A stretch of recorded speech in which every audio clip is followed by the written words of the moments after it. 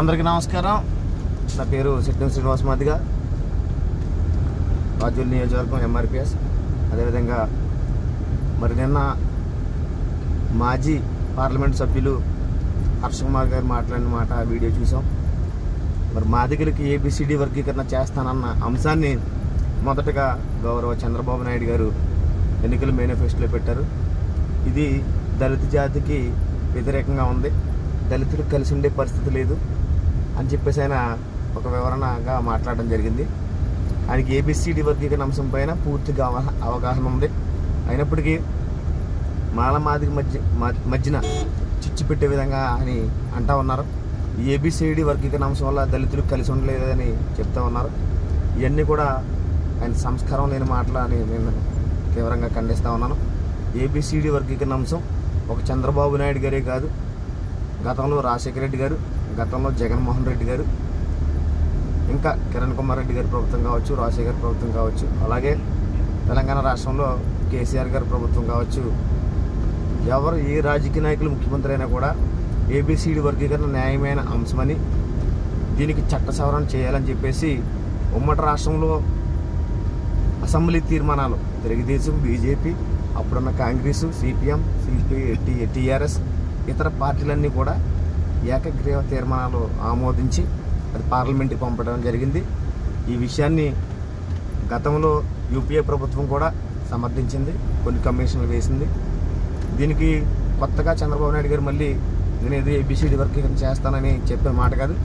1999లో సుమారు ఆయన 2004 వరకు ఒక 4 సంవత్సరాలు ఏబిసిడి వర్గీకరణ రాష్ట్ర పరిధిలో చేయడం, లక్షలాది ఉద్యోగాలు రావడం, దీన్ని జీర్ణించుకోలేని మానవ సామాజిక వర్గం కొన్ని కుట్రలతో, కుంటు సాకులతో కోర్టులో కేసు వేసి దాన్ని కొట్టివేయడం జరిగింది. ఆ కొట్టివేసిన తర్వాత తిరిగి మళ్ళీ పోయిన సంవత్సరంలో సుప్రీంకోర్టు కొట్టివేయడం అనే దాన్ని కోర్టే తప్పుపట్టింది. దాన్ని మళ్ళీ పునఃపరిశీలన చేసి ఈ న్యాయమైన డిమాండ్ ఖచ్చితంగా ఈ రాష్ట్రాలన్నీ కూడా వాదనలు వినిపించాలి. వినిపించిన తర్వాత దాని యొక్క పరిశీలన చేసుకుని చేసి మేము దాన్ని సవరణ చేస్తామని ఇప్పుడు ఉన్నటువంటి ప్రధానమంత్రి గౌరవ నరేంద్ర మోడీ గారు కావచ్చు, ఇప్పుడు ఉన్న తెలుగుదేశం నాయకులు కావచ్చు, బీజేపీ నాయకులు కావచ్చు, జనసేన నాయకులు కావచ్చు, వీళ్ళందరూ కూడా సుముఖంగా ఉన్నారు. 7 జడ్జీల ధర్మాసనంతో ఈ తీర్పు వచ్చింది. ఈ తీర్పు ప్రజల్లో ఉంది. ఎలక్షన్ అనంతరం ఈ తీర్పు అమల్లోకి రాబోతా ఉంది. ఖచ్చితంగా మన మహజర నేత మాన్య శ్రీ మందకృష్ణ మాదిగ గారు ఈ విషయంపై పూర్తి క్లారిటీతో ఉన్నారు. మాదిగల అభివృద్ధి ఏబిసిడి వర్గీకరణతో జరుగుతూ ఉంది. ఏబిసిడి వర్గీకరణ జరిగే అంశం ఖచ్చితంగా ఇది రాబోయే 1-2 నెలల్లోనే ఈ అంశం పూర్తి కావస్తుంది. హర్ష కుమార్ గారు మతి భ్రమించి మాట్లాడుతూ ఉన్నారు. ఆయన ఒక రాజకీయ నాయకుడిగా, ఒక పార్లమెంట్ సభ్యుడిగా ఏబిసిడిని ఏ విధంగా అడ్డుకోవాలో అడ్డుకునే ప్రయత్నం చేస్తూ ఉన్నాడు. దళితులు అంటూనే, కలిసి ఉందామంటూనే మనకు రావాల్సిన వాట మనకు రాకుండా చేసే ప్రయత్నం ఆయన చేస్తూ ఉన్నారు. కాబట్టి ఖచ్చితంగా హర్ష కుమార్ గారు వాక్యులపై మేము తీవ్రంగా ఖండిస్తూ ఉన్నాం. ఎట్టి పరిస్థితుల్లో ఏబిసిడి సాధించి తీరుతాం. మాదిగ ఉపకులాలకి ఏబిసిడి వర్గీకరణ అందించే కార్యక్రమం మేము తీసుకుంటాం. రాబోయే ఎన్డీఏ ప్రభుత్వం తీసుకుంటాం. మీరేం భయపడొద్దు. మా యొక్క ప్రయత్నం సక్సెస్ అయింది. మేము ముందుకు వెళ్తా ఉన్నాం. ఖచ్చితంగా మమ్మల్ని చూసి మీరు ఓర్వలేక మీరు ఈరోజు కడుపు మంటతో ఆ వీడియో చేయడం జరిగింది. ఒకసారి నా యావత్ మాదిగ సామాజిక వర్గం ఈ విషయం పైన స్పందించండి.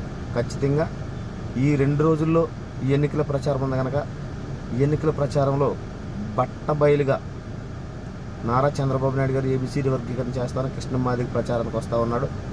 గతంలో చేశాను, ఇప్పుడు చేస్తానన్న వ్యక్తి మనకు కనిపిస్తూ ఉన్నాడు. కాబట్టి మన పవిత్రమైన ఓటు ఎన్డీఏ కూటమికి వేసి అక్కడ ప్రధానమంత్రి గారు మళ్ళీ నరేంద్ర మోడీ అయ్యేలాగా, ఇక్కడ చంద్రబాబు నాయుడు గారు ముఖ్యమంత్రి అయ్యేలాగా మన యొక్క ప్రయాణం, మన ఓటు, మన జాతి భవిష్యత్తు 100 తరాలకి అందించే విధంగా ప్రతి ఒక్కరు కూడా కృష్ణ మాదిగ గారి నాయకత్వంలో ఈ ఓటుని ఈ 2 రోజుల్లో విస్తృత ప్రచారం చేసి పోల్ మేనేజ్మెంట్ తీసుకుని ప్రతి మాదిగ ఓటు మన కూటమికి పడేలాగా, మన ఓటుతో కూటమి గెలిచేలాగా మీ యొక్క ప్రయత్నం, మీ యొక్క అమూల్యమైన ఓటు ఎవరు ఏ పార్టీలో ఉన్నా కూడా ఈ ఓటు కృష్ణ మాదిగ గారు నిర్ణయించారు కాబట్టి ఖచ్చితంగా ఈ ఓటుని మీరందరూ కూడా ఎన్డీఏ కూటమి అభ్యర్థులు ఎక్కడ నుంచుంటే అక్కడ, ఎక్కడ పోటీ చేస్తే అక్కడ కుల మతాలకు అతీతంగా మీరు ఓటు వేయాలని చెప్పేసి ఒక మాదిగ సామాజిక వర్గ వ్యక్తిగా, మంద కృష్ణ మాదిగ గారు అనుచరుడిగా ఈరోజు మీ అందరికీ పిలుపునిస్తా ఉన్నాను. ముఖ్యంగా నా రాజోలు ప్రజానికానికి, మాదిగ సామాజిక వర్గానికి, మన మధ్యకు తిరుగుతున్నటువంటి కొంతమంది మాదిగ సోదరులు వైఎస్ఆర్ కాంగ్రెస్ పార్టీ ఓటు వేయాలని, జగన్ని గెలిపించాలని, ఆ జగన్ గెలుపులో మన మాదిగలకి ఏమీ రాదు. గతంలో 5 సంవత్సరాలు చూసాం. దయచేసి మీరు ఆలోచించండి. జగన్మోహన్ రెడ్డికి మీరు ఓటేస్తే, వైఎస్ఆర్ కాంగ్రెస్ పార్టీ పేన గుర్తుకి మీరు ఓటేస్తే మీరు మాదిగ జాతి ద్రోహులుగా మిగిలిపోతారు. మాదిగల అభివృద్ధి కోసం, మాదిగల యొక్క విద్యా ఉద్యోగ రాజకీయ రంగాల కోసం, ఏబిసిడి వర్గీకరణ కోసం, 100 సంవత్సరాల భవిష్యత్తు కోసం ఎన్డీఏకి ఓటేసి మాదిగల గెలుపులో మీ పాత్ర ఉండాలని నేను మిమ్మల్ని వేడుకుంటా ఉన్నాను. దయచేసి వైసీపీకి వేసే ఓట్లన్నీ కూడా మాదిగ జాతి అట్టడుక్కెళ్ళిపోయే పరిస్థితి ఉంటుంది కనుక వైఎస్ఆర్ కాంగ్రెస్ పార్టీకి ఏ ఒక్క ఓటు మీరు వేయొద్దని మీ విజ్ఞప్తి చేస్తూ సెలవు తీసుకుంటాం.